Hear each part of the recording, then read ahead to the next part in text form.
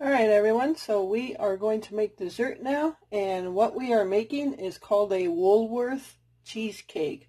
Now, I don't know, I probably just aged myself, but I remember Woolworth very well when we were kids. My mom and dad used to take us there for lunch. They had like a counter that you can sit at and have kind of like a cafe, and they had some pretty good food. So I don't know how many of you remember a Woolworth or had Woolworth where you grew up, but this is a Woolworth cheesecake. And I'm guessing it's going to be a lemon flavor because we have lemon stuff here. All right, so I will go over the ingredients. I have 1 cup of sugar, an 8-ounce package of cream cheese, and this is softened, so it's been sitting out for a while. And this is a 6-ounce box of lemon Jell-O, but you only need a 3-ounce box. This is all they had, so I'm going to just split that up. A can of evaporated milk, and it's going to need to be chilled. This has been in the counter or in the cabinet. I have one in the refrigerator chilling, so I don't want to take it out until I'm ready to use it. And this is 5 tablespoons of lemon juice, which I just took from this. Okay, so that's basically all you're going to need. Oh, you are going to need 1 cup of boiling water for the Jell-O. Okay, so, and I will put everything in the description. So what I am changing up is how I'm plating this. Not plating it, but what dish I'm putting it in. This calls for a 9 by 13 or 14, I believe. And I am going to be using a pie tin. And the reason for that is the size of our refrigerator with what I have in there now will not take a 9 by 13 casserole dish or a cake pan that would fit in there, because you're going to need to refrigerate the leftovers. Okay, so that's what I'm changing. I'm putting it in a pie tin. This is, I believe, a 9-inch pie tin. These are the ingredients for the crust. And for the crust, I'm using 1 cup of graham cracker crumbs, a 1/4 cup of sugar, and 6 tablespoons of melted butter. So again, that's going to be melted, not softened. Okay, so since I'm using a pie tin rather than the 9 by 14 or 13, I can't remember what it is, I'm going to put the recipe for the original mix. So everything that it originally says I will put in there in case you want to make it how it's supposed to be made in the 9 by 13. Okay, so what I'm going to do first is boil some water, because I want to get the lemon Jell-O going, because we're going to need to cool that till it's a little bit of it starts to thicken up, basically. Okay, and then we'll make our graham cracker crust after that. So let me get set up and let's get to it. Okay, so I'm just waiting for my water to boil. So that's, again, 1 cup of boiling water and 3 ounces of the Jell-O mix. So again, I had 6-ounce box, so I just poured half of it in here and just wrapped the other half in a plastic bag. So, and just to make sure I got enough in here, what I did was I poured some in here, then put the remaining that was in the little bag or the little pouch on the scale to see how much it weighed. So that way I know I got my 3 ounces, because if you don't get enough of this, then you might not get as much lemon taste in it. So I wanted to make sure I had my at least 3 ounces on there. So that's how I measured it. All right, so as soon as my water is boiled, I will mix this or whisk it together and then get it in the refrigerator to cool. And then we'll go on to the next step. All right, so we got our boiling water. 1 cup of boiling water. I'm going to throw it in there.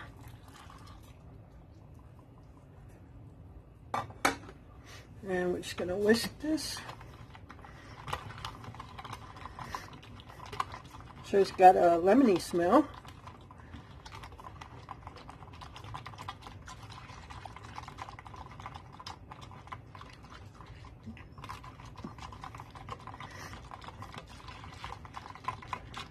I sure had a lot of fun doing some backyard birding today.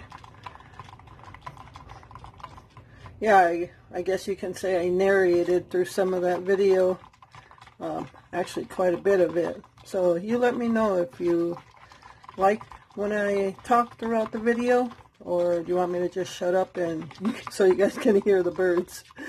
So you guys let me know.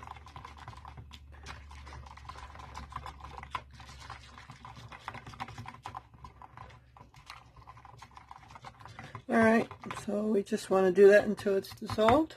Now I'm going to put this in the refrigerator to cool and until it starts to thicken up, okay? Alright, so next I'm going to make the graham cracker crust. Again, I'm using a cup of graham cracker crumbs, 1/4 cup of sugar, and 6 tablespoons of melted butter. I got to melt the butter. Okay, so now we've got our graham cracker crumb there, our 1/4 cup of sugar, and our 6 tablespoons of melted butter. And you can do it right in the, if you're making it in a pie tin, or if you use the 9x13 cake pan, you can do it right in there.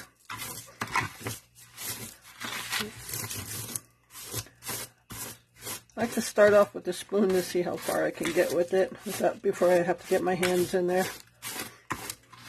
Just make sure you get all the graham cracker crumb moist with the melted butter and the sugar in there. You don't want any dry spots. Now what I usually do after I've got all of this formed inside the pie tin is then I put it in the freezer for about 10 minutes and that'll make it set, and it usually works fine that way. Some people bake it, some people leave it as it is. I just have always put it in the freezer for 10 minutes and you should be good. Now all of this is getting moist, as you can see. Now again, depending on how much or how thick you like your crust, you can add more graham cracker. We don't like it very thick, and I somehow usually manage to make it thick anyway. So, alright, looks pretty good. Alright, so now we're just going to start forming it instead of pouring it on the countertop. And the next step is we're going to beat our evaporated milk until it's fluffy. So again, make sure your evaporated milk has been chilling. So I've had mine in the refrigerator since yesterday, so it should be well chilled. So I think I got some of the label in there. Alright, so I'm just going to whisk it.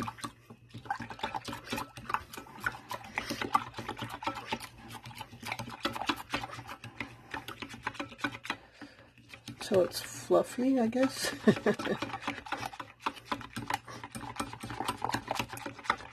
Again, I try to do these recipes as if you don't have a hand mixer or anything, because not everybody has a hand mixer, and I just want to show that you can make this stuff without it.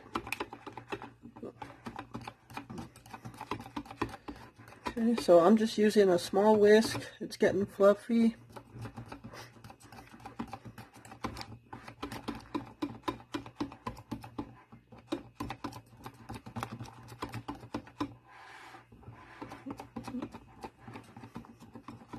I think it's good.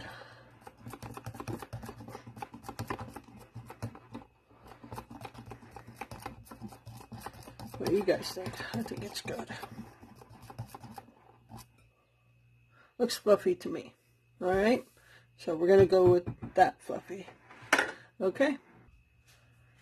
Okay, so before we move on to the next step, again, I want to remind you that I'm using a pie tin rather than the recommended 9x13 cake pan.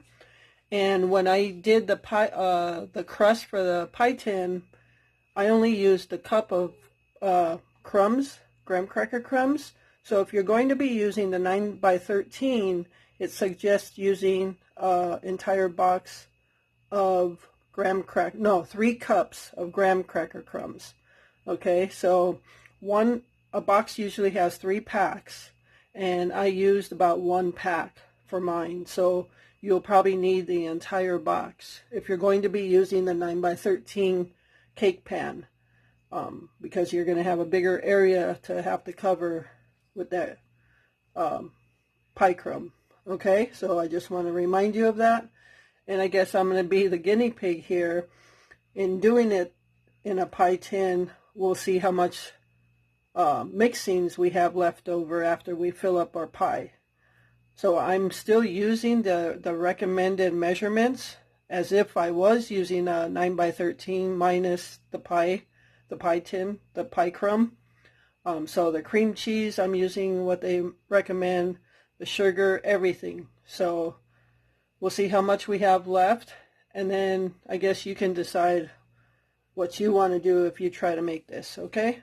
So my Jell-O is not thickened yet, so I'm not going to do this yet until that's ready. So stay tuned for that. All right, everyone, here's what's for dinner on this Tuesday night. About to put it in the oven. You got some hot wings, honey barbecue wings, chicken strips, and loaded potatoes. So I'm going to put these in, and we'll be right back to finish our dessert. All right, so we're going to finish making our dessert, and just a word of advice, and I probably should have realized this as soon as I read letting the Jell-O thicken. Excuse me. Make your Jell-O long before you start mixing everything else, because it takes a while for your Jell-O to thicken up a little bit, not totally Jell-O, but just thicken up. So I ended up having to put it in the freezer for just a little bit, and now it's thick. So just a word of advice, make it a little while long before you start making the rest of it. All right, so now we're going to finish the process. So now we're going to beat the cream cheese, the sugar, the lemon juice, and we're going to mix it until it's smooth. I'm opening up the cream cheese right now. I should have done that before. We're going to mix it till it's smooth, and then we're going to add in our thickened Jell-O, and then we're going to slowly add in our evaporated milk. Okay, so we have our cream cheese there.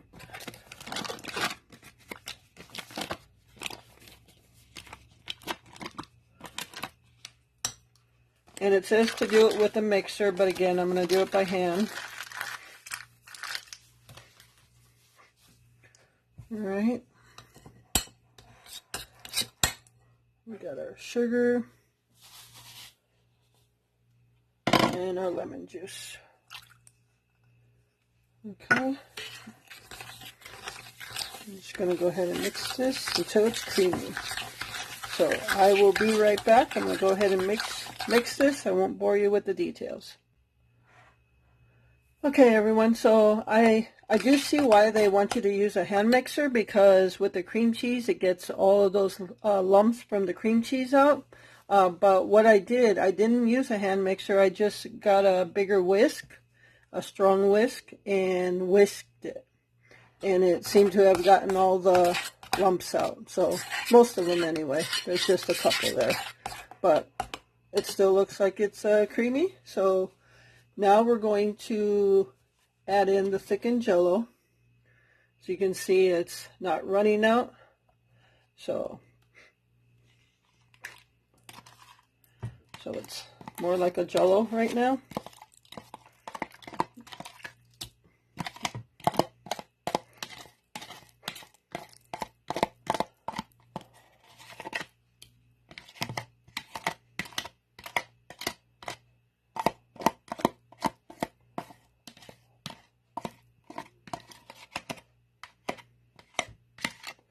All right, and now we're just gonna mix this.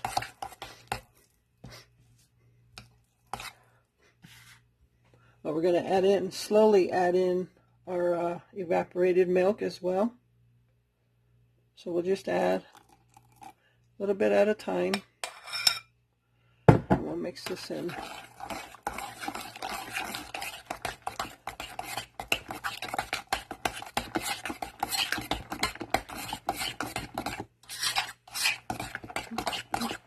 Okay, so I'm going to go ahead and add in the rest of the evaporated milk in increments, and I will be right back. Alright, so we are ready to pour this mix into the pie crust. Looks like we are going to have a bit left over, but I'm wondering if we couldn't freeze it for another pie sometime. So let's see how much we have left. Alright, so here's our pie crust. Let's just pour it in. I think we're going to have a lot left.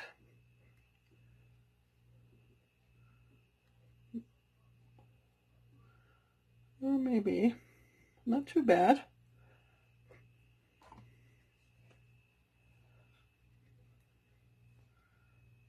Okay.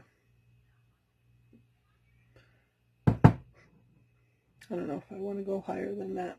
Yeah, I'll just leave it at that. Oops, sorry. Okay, so pouring it in, we have a little bit left. So I'm wondering if,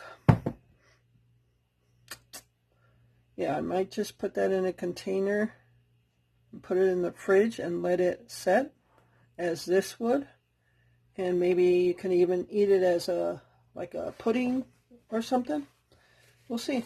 Let's see what I do with it. Alright, so I'm going to put this in the fridge, let it set for at least 2 hours, minimum of 2 hours in the fridge, or overnight, whichever you prefer, but stay tuned.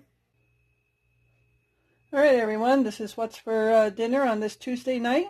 We have Glenn's hot wings, that's buffalo style, loaded potato and a chicken strip, and I got my honey barbecue wings and a loaded potato and a chicken strip. So, and then we'll be back for dessert later on to do a taste test on the Woolworth Cheesecake. Stay tuned. Hey everyone, so we are doing we're eating the pie, but it is actually the next night because we actually fell asleep last night, and when we woke up it was real late. I was half asleep when we took a piece, so I didn't record anything. So it is the next night. And I want to go over what happened and give you a true, honest result of what happened. I'm going to call it, or we're going to call it, a partial failure on this because it's not as set as we thought it would be or how it looked in the picture. So, but this is actually better than what it was last night. Last night, and it might be because I didn't let it set long enough, but it did say a minimum of 2 hours, and it was like 3 or 4 hours when we took a piece last night. But it was a lot more runnier last night. It was like running down, literally. You could eat it with a spoon. So yeah, it's not a 100% success on the texture of it, and I don't know why or what happened. So if anybody might have any ideas or suggestions on why it could have not set as we thought it would, more like a cream cheesecake would be, the texture of a cheesecake, it did not come out that way at all. But the taste isn't that bad. Well, the taste isn't bad at all. On the initial bite, it does have a lemony taste, but as you're eating it, that lemony taste kind of fades away a little bit. So if you really want that lemon taste throughout the whole entire thing, maybe add more lemon juice. Sweetness, it's sweet. It's very sweet, so maybe you want to cut down your sugar if you don't want it that sweet, but it is sweet. So what I'm going to do, and I don't know if it's because, I don't know why it would be that I put it in a pie form rather than a cake form or the cake pan. In the cake pan it showed that it was much thicker than the pie, so I don't know what could have went wrong The only thing in the ingredients that I didn't do was use a mixer, but I don't know. So I was going to call this a total failure, but when I took this piece out right now, it actually is a lot more set than it was last night. So I guess I'll just call it a partial failure. But you don't know. You don't know how things are going to come out. You try it and you see what happens. So it's all about trying something new. Either you're going to like it, you're not going to like it, it's going to come out, or it'll come out partially, or it won't come out at all. So there it is. Yeah, so I'm going to have this piece right now. Just because it didn't set to how a cheesecake would sit doesn't mean we're not going to eat it. We are eating it. I also, the leftover stuff, I put in a plastic storage container. And Glenn's actually eating that right now. I topped it with coconut flakes. He likes that. So I'll put a picture of how that looked. So, yeah. So I just wanted to give you an honest review on how this came out. You can see our graham cracker crust was a little butchered, but that's okay. We thought if we were to do this again, we would actually probably just make it more without the crust and more as a pudding type.